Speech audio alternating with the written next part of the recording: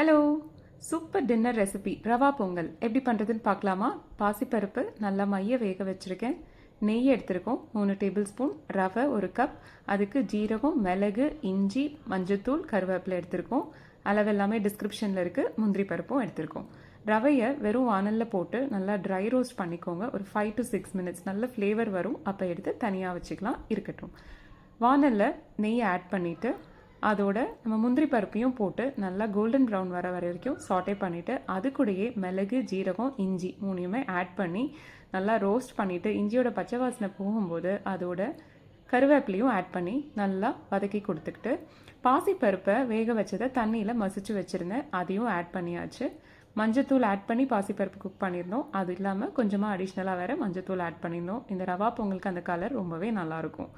Add பண்ணதுக்கப்புறம் தேவையான அளவு தண்ணி ஆட் பண்ணி அதை நல்லா கொதிக்க விடுங்க. நல்லா கொதித்து வரும்போது நம்ம வறுத்து வச்சுருக்க ரவையும் ஆட் பண்ணி லம்ப் இல்லாமல் நல்லா கிண்டி கொடுத்துட்டு மூடி வச்சு ஒரு 10 நிமிஷம் லோ ஃப்ளேமில் குக் பண்ணுங்கள். இந்த மாதிரி திறக்கி நல்லா பொங்கல் மாதிரி வரும்.